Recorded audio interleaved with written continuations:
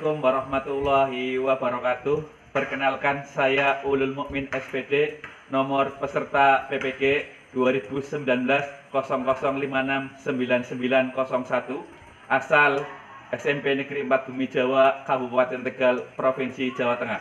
Merupakan mahasiswa PPG dalam jabatan kategori 2 Universitas Muhammadiyah Surakarta. Siap mengikuti uji kompetensi mahasiswa program profesi guru dalam jabatan. Terima kasih. Assalamualaikum warahmatullahi wabarakatuh. Siap, gerak. Tengah lengah lencang kanan, gerak.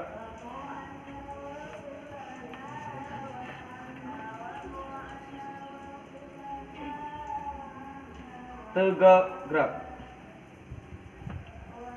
Hiduplah Indonesia Raya, tua. Indonesia tanah airku, tanah tumpah darahku. Di sanalah aku berdiri, jadi pandu ibuku. Indonesia kebangsaanku, bangsa dan tanah airku. Marilah kita berseru, Indonesia bersatu. Hiduplah tanahku, hiduplah negeriku, bangsaku, rakyatku semuanya.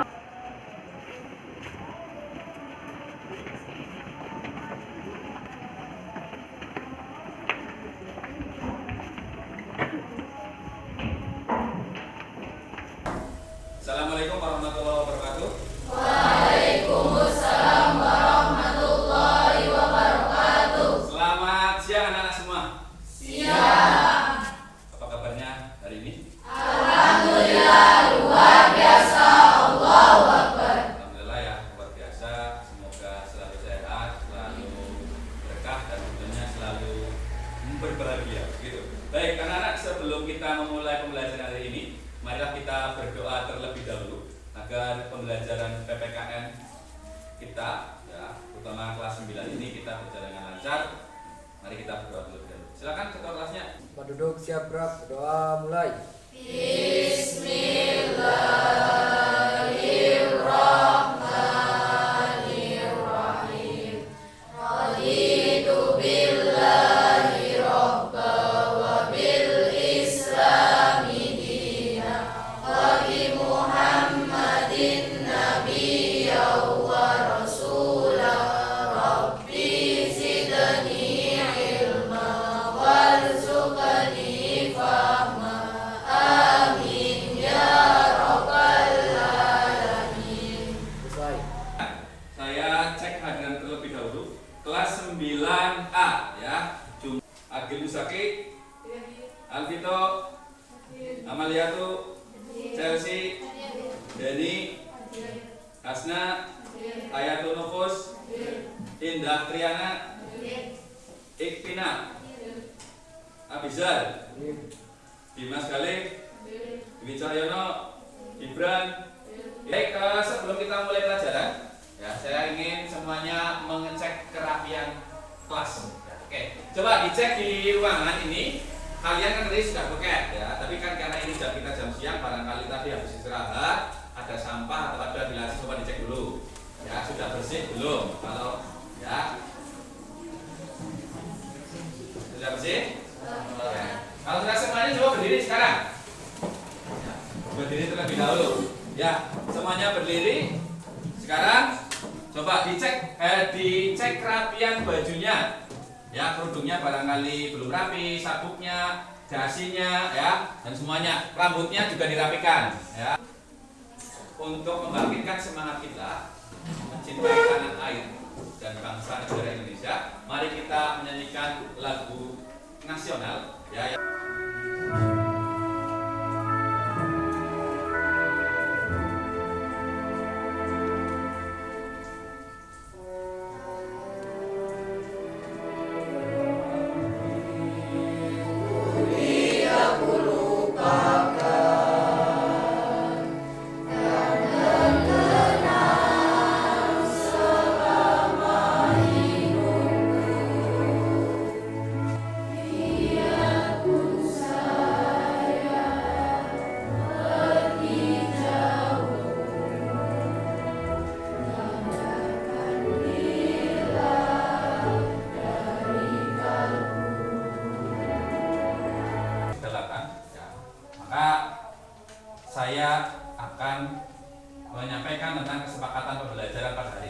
Nah, seperti biasa pembelajaran pada pembelajaran PPKN seperti yang sudah kita sepakati pada pertemuan-pertemuan sebelumnya. Yang pertama, ya, memakai seragam, sudah menaati aturan sekolah, artinya sesuai dengan seragamnya.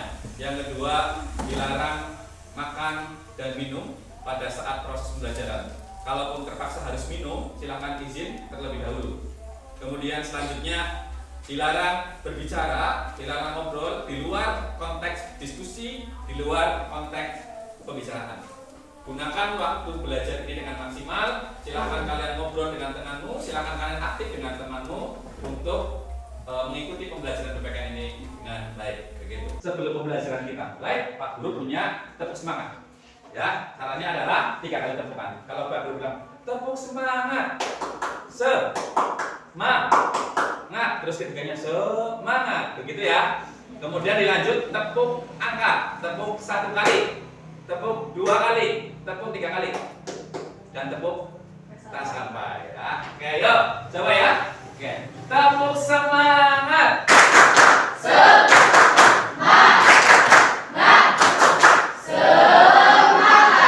Tepuk 1, tepuk 2, tepuk 3, tepuk nggak sampai. Nah, oke ya. Coba minggu lalu pada pertemuan sebelumnya kita membahas tentang hakikat dan teori kedaulatan. Coba ada juga di sana sifatnya, ya kan? Ada juga tentang teori-teorinya. Kedaulatan berasal dari bahasa Arab yang artinya daulah, kekuasaan tertinggi. Dari kedaulatan itu menurut Jim Bodin ada 4 sifat. Masih ingat gak? Coba tentang sifat-sifat kedaulatan. Coba ada yang masih ingat gak? Ya, Askia coba berdiri. Kedaulatan memiliki 4 sifat, yaitu asli, permanen, tunggal, dan tidak terbatas. Ya, tepuk tangan untuk Aisyah. Siapa yang masih ingat teori-teori kedaulatan? Coba angkat tangan. Ya, oh ya, berdiri coba. Ikpina. Ya. Kedaulatan terdiri dari teori kedaulatan Tuhan, teori kedaulatan raja, Ya. teori kedaulatan negara, Ya. teori kedaulatan hukum, dan teori kedaulatan rakyat. Iya, betul. Terima kasih. Apa sih tentang tujuannya apa kita belajar tentang kedaulatan? Yang pertama, ya, kalian setelah belajar tentang pelajaran ini, ya, bisa menentukan bentuk dan prinsip kedaulatan Negara Kesatuan Republik Indonesia. Ya. Jadi apa sih bentuknya, apa sih prinsipnya negara kesatuan kita? Kedaulatan kita itu prinsipnya seperti apa? Oke. Hari ini kita akan belajar tentang teorinya, ya, melalui materi yang saya sampaikan.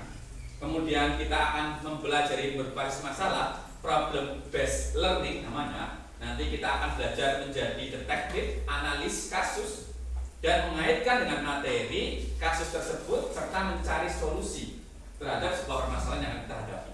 Jadi ada materi dari Pak Guru, kemudian saya berikan permasalahan, kamu tahu teorinya, tahu manfaatnya, ketemu solusinya. Ya.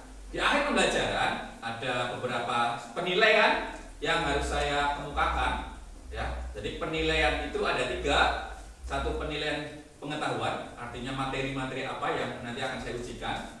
Yang kedua, sikap, ya, sikap kalian selama mengikuti pembelajaran. Yang ketiga adalah penilaian antar teman dan penilaian diri. Nanti kalian akan menilai temanmu, ya, berdasarkan nomor urut absennya. Saya yakin lah sudah hafal semua. Nomor urut absen 1 menilai, ya, absen 2 seterusnya, nanti absen terakhir berarti menilai yang pertama. Oke, seperti itu nanti. Yang selanjutnya juga akan menilai diri sendiri. Ya. Ya, mungkin dahulu kala masuk ke materi hari ini. Yang pertama, ya, ini sama. Kedaulatan. Ya, kedaulatan itu berdasarkan landasan hukumnya. Ada yang pertama adalah undang-undang, pembukaan undang-undang NRI tahun 5, ya, terutama alinea ke-4, ya, yang berkedaulatan rakyat. Kemudian di Pancasila, sila ke-4, di pasal juga pasal 1 Dan pasal 1 ayat 3. Coba pasal 1 ayat 2 masih ingat gak bunyinya? Pasal 1 ayat 2. Kedaulatan di tangan dan dilaksanakan menurut undang-undang dasar. Pasal 1 ayat 3, negara Indonesia adalah negara hukum. Oke, untuk mempermudah silakan bukunya dibuka nggak apa-apa, ya, ambil bukunya. Oke, saya lanjutkan. Oke, perhatian di sini lagi. Yang pertama, sudah dulu nanti. Terus apa dulu?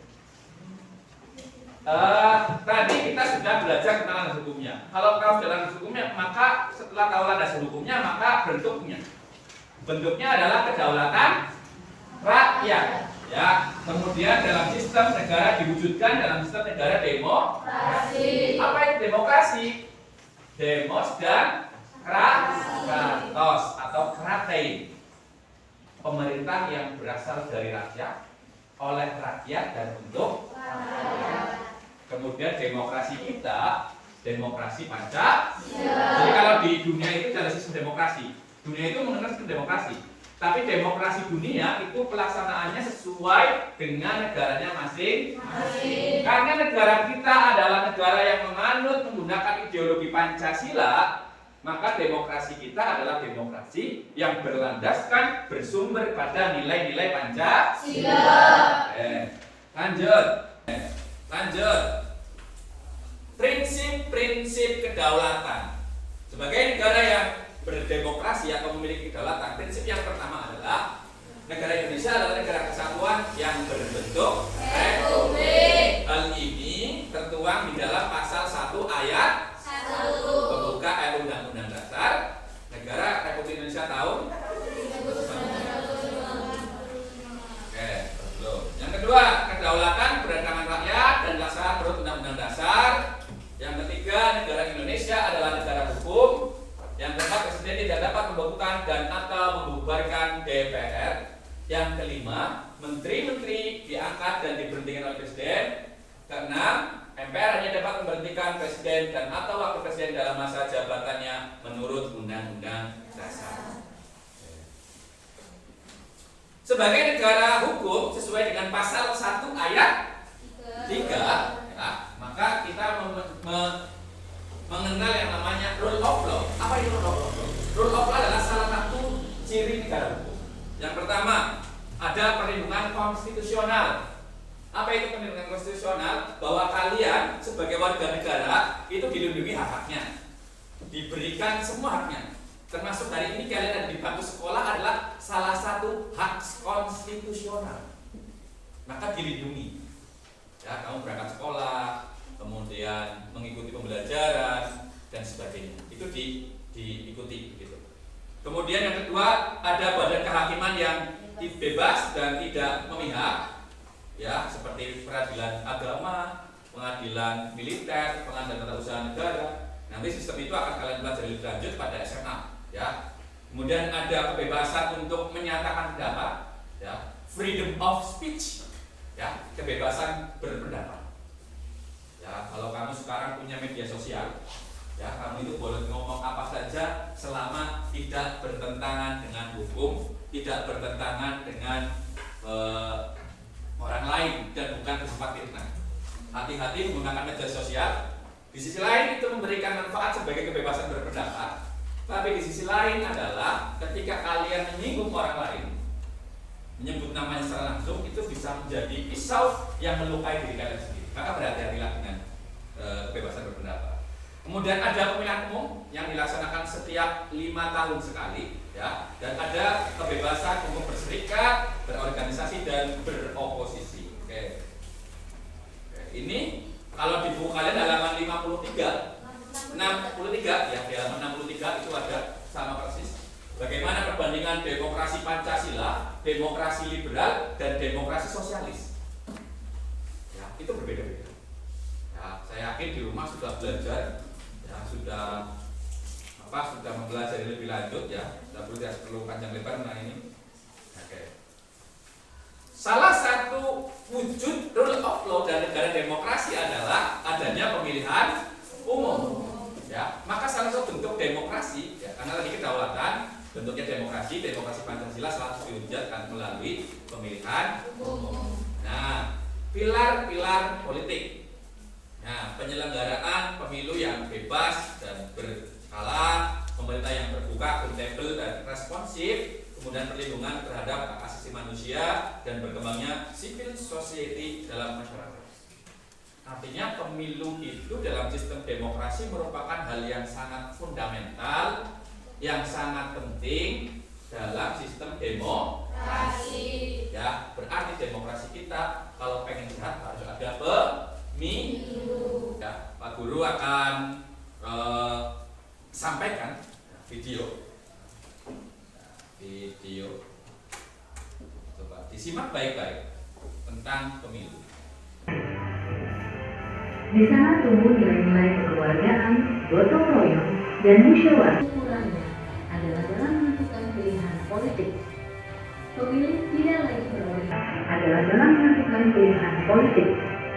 Pemilih tidak lagi berorientasi pada kepentingan jangka pendek seperti uang, kekuasaan, dan kompensasi politik yang bersifat ini. Pilihan politik diberikan kepada partai politik dan kandidat yang memiliki kompetensi dan integritas. Karena tujuan akhir dari demokrasi adalah kesejahteraan dan keadilan sosial bagi rakyat. akan lebih berkualitas dalam pemilu dan pemilihan serentak tahun 2024 mendatang. Pemilih yang mandiri dan rasional merupakan ukuran kualitas belakang program Desa Peduli Pemilu dan Pemilihan. Partisipasi dalam konteks ini dapat diwujudkan diantaranya menggunakan hak pilih, menjadi panitia bagi ad hoc, menjadi kader agen sosialisasi, dan aktif memantau proses penyelenggaraan pemilu dan pemilihan. Program ini adalah wujud nyata dari komitmen dan tanggung jawab KPU. Stick ya. Stick ini akan berputar, yang nanti bagian stick ini sampai berhenti saya bilang stop, berarti harus menjawab. Gitu ya. Oke, ya. Kita mulai dari sini dulu, nanti kita menyanyikan lagu Indonesia Raya. Indonesia Raya. Garuda Pancasila saja ya. Oke, yuk bersama-sama. 1, 2, 3. Garuda Pancasila, akulah pendukungmu. Pancasila dasar negara, rakyat adil makmur sentosa, pribadi bangsaku. Stop. Ya, oke. Ya, coba berdiri kasih. Ya. Coba kamu tanggapi video itu seperti apa? Menurut kamu apa? Ya. Menurut saya, apa yang disampaikan dalam video tersebut, Suaranya coba lebih keras. Ulangi. menurut saya, apa yang disampaikan dalam video tersebut sangat relevan dengan materi yang sudah dipelajari dan akan dipelajari tentang kedaulatan. Demokrasi merupakan bagian dari perwujudan negara demokrasi sebagaimana Indonesia menganut kedaulatan rakyat. Ya, bagus sekali. Terima kasih. Patriot proklamasi, sedia berkorban Untukmu. Iya, oke. Abizar, coba Zar, tanggapi video yang tadi kamu lihat. Coba. Menurut saya, wilayah Indonesia sebagian besar tersebar di wilayah desa, sehingga salah satu kunci penting dalam pembangunan demokrasi salah satunya berasal dari desa. Ya, bagus, tepuk tangan. Ini kita akan mencoba untuk memecahkan sebuah permasalahan. Namun Bapak akan bagi menjadi 4 kelompok, ya. 4 kelompok yang secara heterogen berdasarkan hasil ulangan, berdasarkan asal wilayahnya, sehingga ketika bekerja sama itu bisa sesuai. Oke. Kelompok 1 Abizar, kemudian Putri Dwi, kemudian Saskia, ya, kemudian Imam Malik, Al-Albani dan sebagainya, ya. Oke. Ya, silakan sudah dikelompokkan. Kelompok 2 Widi, Farhan, Saskia, Solihatun, Alisa, Milatina. Kelompok 3 Rahma, Rian, kemudian Chelsea, kemudian Ipina, ya, oke. Kelompok terakhir, ya, kelompok 4 Siti Aisyah, Desinta, Saif, Ahmad Heri Najwa, Aprilina Puspita, Marsha Tira, dan Hong Satu Nisa. Oke, sekarang ya silahkan kalian berkelompok sesuai dengan kelompoknya masing-masing. Silahkan mungkin bisa dibagi-bagi dua ya, kan banyak ya, jadi kan sudah ya, silahkan berkelompok. Mejanya diangkat. Yuk.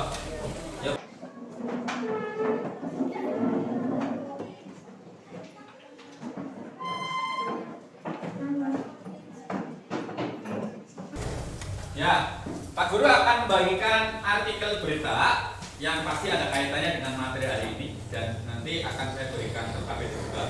Ya, silakan nanti dibaca terlebih dahulu dengan kelompoknya masing-masing. Ya, nanti semuanya ini kelompok berapa? Kelompok 1, kelompok 2, kelompok 3, kelompok 4. Ya.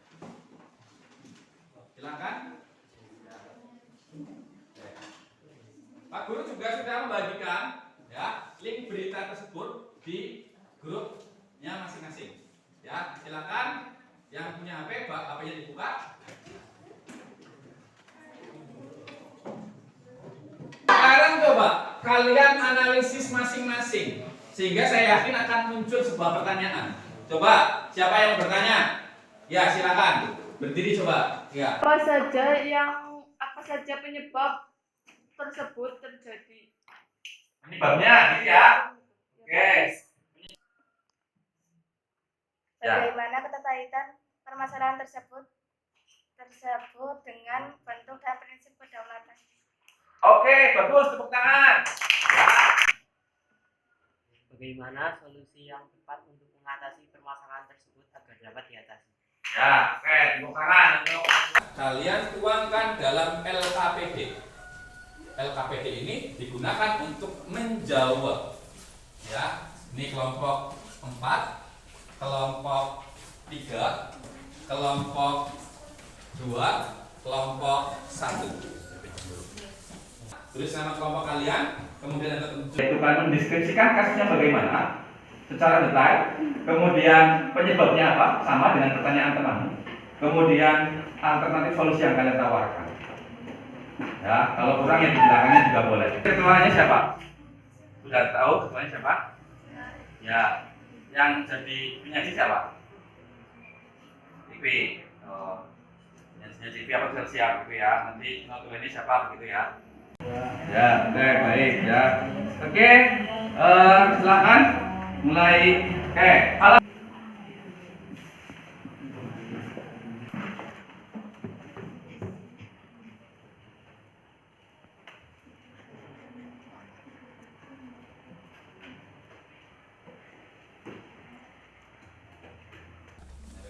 cari di internet juga boleh penyebabnya. Ya. Oke, silakan. Ya, untuk mencari sumber-sumber informasi. Ya. Oke, di buku juga sepertinya ada. Ya.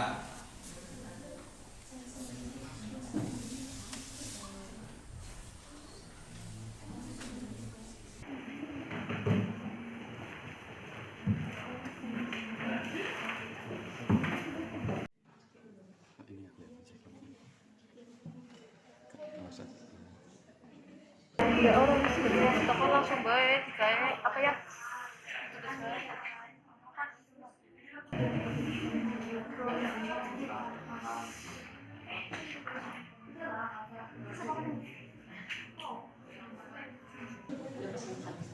Oke, kalau sudah dapat informasinya, silakan kalian tuangkan di dalam buku terlebih dahulu sebanyak-banyaknya, ya, sebanyak-banyaknya, ya seperti ini juga boleh, ya. Oke, ya bagus, ya sudah dapat informasinya, gitu. Oke.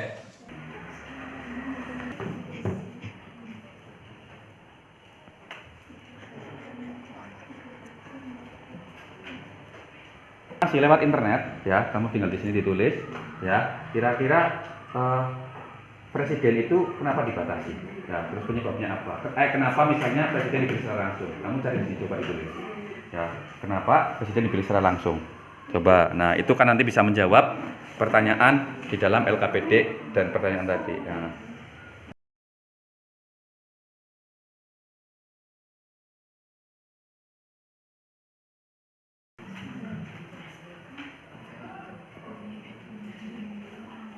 diskusi begitu ya.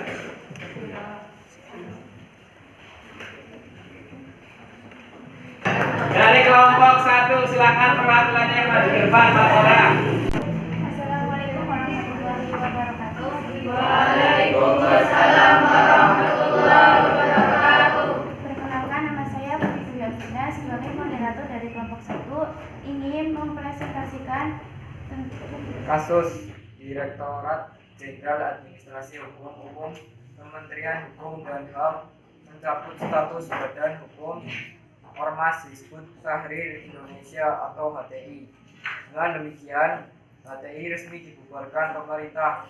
Pencabutan dilakukan sebagai tindak lanjut peraturan pemerintah pengganti Undang-Undang Nomor 2 Tahun 2017 yang mengubah Undang-Undang Nomor 17 Tahun 2013 tentang organisasi masyarakatan.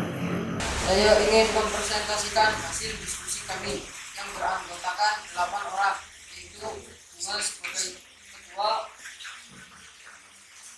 Vina sebagai moderator, Chelsea sebagai penyaji, Rahmat, Zia, Nizam, dan Nadia sebagai anggota. Selanjutnya hasil diskusi akan dipresentasikan oleh penyaji. kasus operasi tangkap tangan oleh Komisi Pemberantasan Korupsi (KPK) terhadap 10 orang dalam kasus dugaan suap penanganan perkara di Mahkamah Agung semakin mencoreng dunia peradilan. Dari 10 orang tersebut, 1 diantaranya merupakan hakim agung, yakni Sudrajat Dimyati. Peristiwa ini kian memperlihatkan kondisi lembaga kekuasaan kehakiman benar-benar mengkhawatirkan.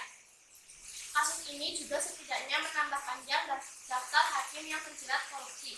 Bisa dibayangkan berdasarkan data KPK, sejak lembaga anti rasuah itu berdiri tak kurang 21 hakim terbukti melakukan praktik lancung. Ada sejumlah poin yang penting untuk diurai guna menunjukkan mengapa kondisi tersebut bisa terjadi. Penyebab ada sejumlah poin yang penting untuk diurai guna menunjukkan mengapa kondisi tersebut bisa terjadi. Pertama, makam jejak hakim Sudrajat Dimyati memang bermasalah.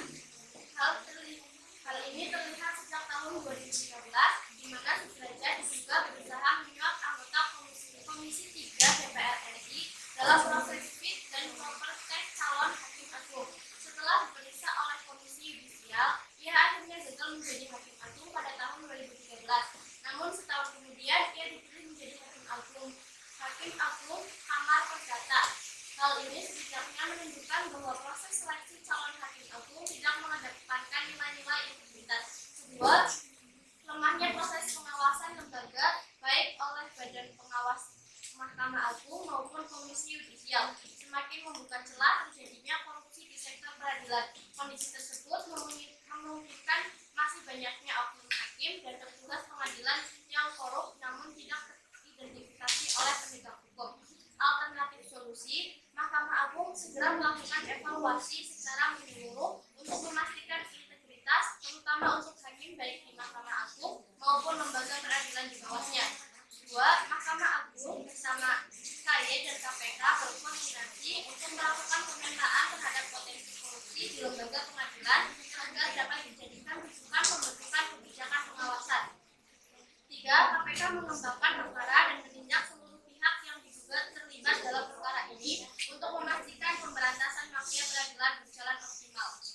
Perkenalkan, nama saya Hamzah Tulisa dari kelompok 4. Izin bertanya, atas dasar apa pemerintah membubarkan HTI?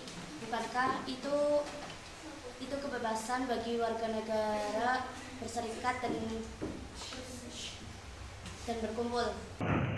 Perkenalkan, saya dari kelompok 2 ingin bertanya kepada kelompok 1.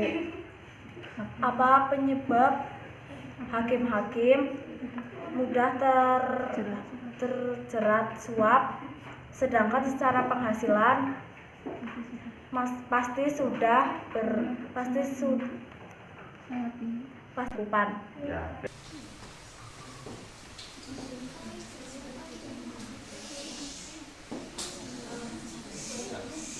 Jawab pertanyaan kelompok 3 dari Hamzah Tunisa. Dasar hukum pembubarannya adalah Perpu Nomor 2 Tahun 2017. Hal ini merupakan kajian yang sudah lama dan dibuktikan bahwa HTI bertentangan dengan ideologi Pancasila. Hal ini kebebasan berserikat dan berkumpul harus menghargai ideologi Pancasila, bukan malah hendak ingin menggantinya. Jadi apa yang dilakukan pemerintah sudah tepat. Ya, silakan. Ya, silakan yuk. Sticknya mau dikasihkan ke kelompok mana coba? Nanti yang dapat stick ini dari presentasi. Ya, oke, kelompok 2 silakan. Kelompok 2 maju perwakilannya. Assalamualaikum warahmatullahi wabarakatuh. Waalaikumsalam warahmatullahi wabarakatuh. Perkenalkan, saya Mas Anatul Julia dari kelompok 2. Di sini saya menjadi moderator kelompok saya. Pada presentasi kali ini berikut adalah anggota dari kelompok kami. Yang pertama ada Farhan sebagai penyaji hasil diskusi. Yang kedua ada Mila sebagai notulen. Yang ketiga ada Widi sebagai ketua kelompok. Dari kegiatan diskusi yang telah kami lakukan, kami mendapatkan hasil yang telah dituangkan pada LKPD. Hasil tersebut kami peroleh dari sebagai informasi yang telah kami temukan di internet dan di buku. Dan berikut hasilnya yang akan dibacakan oleh Farhan.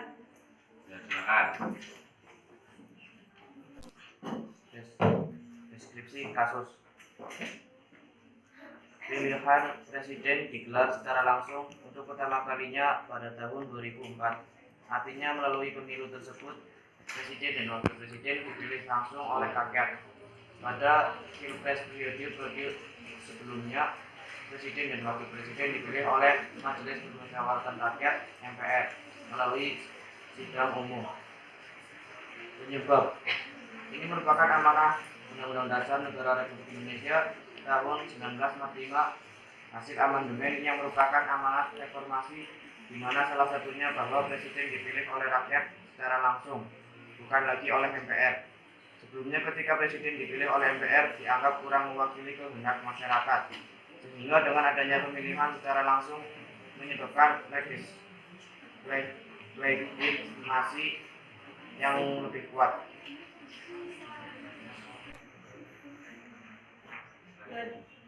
Silakan, apakah ada hal yang ingin ditanyakan?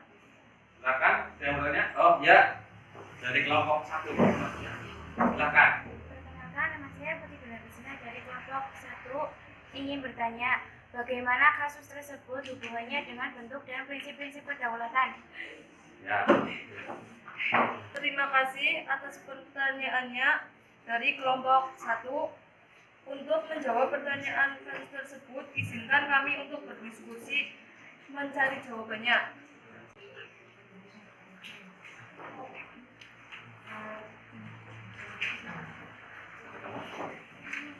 Kasus tersebut merupakan perwujudan kedaulatan rakyat dalam demokrasi yang merupakan salah satu demokrasi kita, yaitu demokrasi Pancasila dengan prinsip negara hukum. Oke. Dalam program legislasi nasional Prolegnas, RUU dibahas oleh DPR dan Presiden untuk mendapatkan persetujuan bersama, dan DPR dapat mempersetujuinya. Oke, dalam proses dari DPR ke ini ditambahkan alternatif solusi, misalnya lebih terbuka dalam proses perumusan dan pengesahan undang-undang tersebut, gitu ya.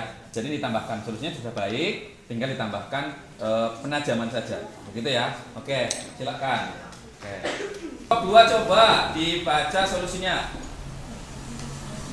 1. Pemilihan presiden yang dilaksanakan secara langsung harus menjadi momen untuk memilih pemimpin yang berkualitas. 2.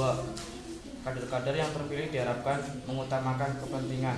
Oke, ya ini jangan seperti ini, ditambahkan lagi ya. Jadi kader-kader yang terpilih ya tidak hanya mengutamakan kepentingan kelompoknya, tapi juga mengutamakan seluruh anggota masyarakat. Ya, jadi ditambahkan di sini sehingga solusinya sesuai dengan permasalahan yang tadi dibahas di dalam kasus yang awal seperti ini. Oke, begitu ya. Bisa dipahami semuanya ya? Ya. Setelah selesai melaksanakan pembelajaran problem based learning, ya, maka kita sudah sampai di akhir belajar hari ini. Ya, yang pertama kita akan melakukan penilaian terlebih dahulu. Yang pertama kita akan melakukan penilaian terhadap diri sendiri terlebih dahulu. Silakan, ya, link Google Form-nya sudah saya bagikan di grup masing-masing.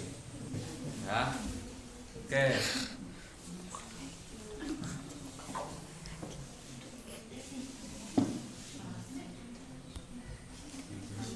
Selanjutnya kita akan melaksanakan penilaian antar teman. Penilaian antar teman ini kalian menilai temanmu. Yang satu menilai nomor 2, yang 2, 3, gitu ya. Seterusnya.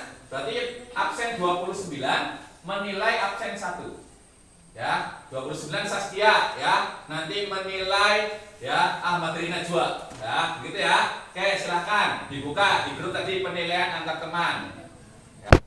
Ya. Antar teman seperti ini ya. Silahkan dinilai temanmu. Udah, Pak. Ya.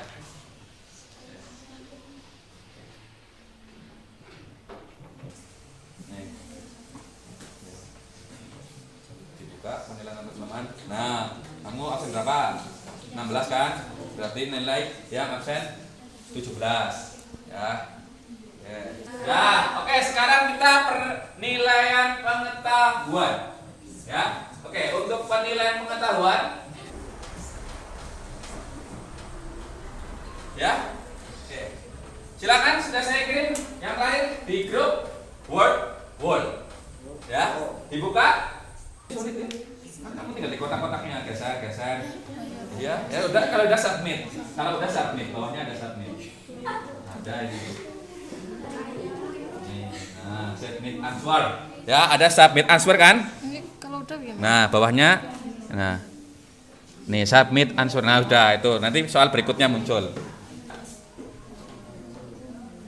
Silahkan.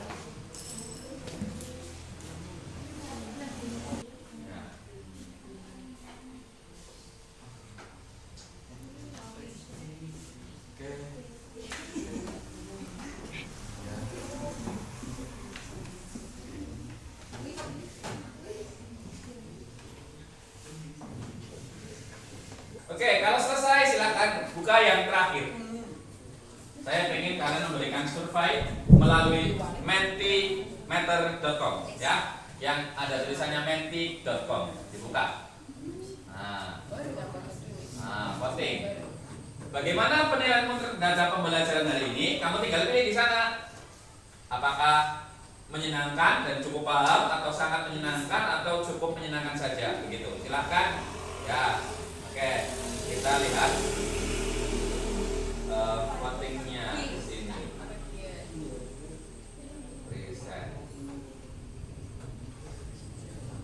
Ya, oke, quiz.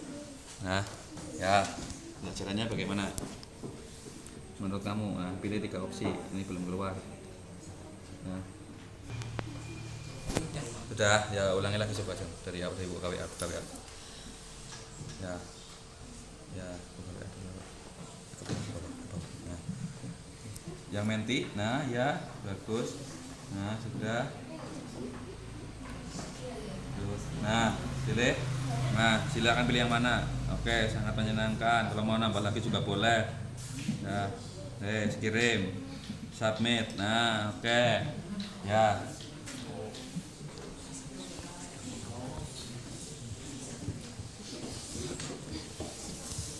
Ya, pembelajaran hari ini pada dasarnya sepakat kalau menyenangkan? Sepakat. Sangat menyenangkan? Menyenangkan dan menyenangkan mungkin ya pasti mungkin ada yang HP dan sebagainya. Yang sangat menyenangkan pasti antusias ya, kita perbaiki di ya. Mari kita menyimpulkan secara bersama-sama pembelajaran hari ini ya. Pembelajaran hari ini. Siapa yang mau bantu Pak Guru menyimpulkan? Ya, silakan Aisyah, berdiri Aisyah. Apa Aisyah? Kesimpulan dari pembelajaran hari ini adalah bentuk dan prinsip kedaulatan Negara Kesatuan Republik Indonesia dilandaskan pada Undang-Undang Dasar Negara Republik Indonesia tahun 1945, alinea keempat, dan Pancasila sila keempat. Keduanya menjadi landasan hukum sehingga terwujudnya bentuk-bentuk kedaulatan seperti demokrasi, rule of law, pemilu, dan HAM, dan lain sebagainya. Ya, terima kasih, tepuk tangan untuk Aisyah. Belajar tentang materi, kemudian tadi sudah memecahkan sebuah masalah dan sudah bisa menarik kesimpulan. Ya, maka pembelajaran ini sudah disimpulkan tadi bahwa kita adalah negara yang berkedaulatan rakyat, ya, berkedaulatan rakyat, maka prinsip-prinsip demokrasi menjadi penting. Baik, mengakhiri pembelajaran, sebelum pembelajaran Pak Guru akhiri, minggu depan kita akan bahas tentang lembaga negara dalam sistem pemerintahan negara Indonesia. Baik, anak-anak ya, pesan Pak Guru terakhir, tetap semangat belajar, ya, tetap semangat mengikuti pembelajaran, ikuti dengan baik. Siapa yang bersungguh-sungguh pasti akan menemukan jalannya. Barangkali besok di sini ada yang jadi dokter, Amin. ada yang jadi sarjana hukum, Amin. ada yang jadi insinyur, Amin. mungkin ada yang juga mengikuti jejak menjadi guru seperti saya. Amin. Terima kasih. Ya, mari kita akhiri dengan berdoa bersama-sama. Yuk, tadi sudah dipimpin sama Abizar, sekarang coba dipimpin kalian yang perempuan. Coba, saya pengen yang mimpin itu Kia, coba Kia dipimpin. Pak duduk siap doa mulai.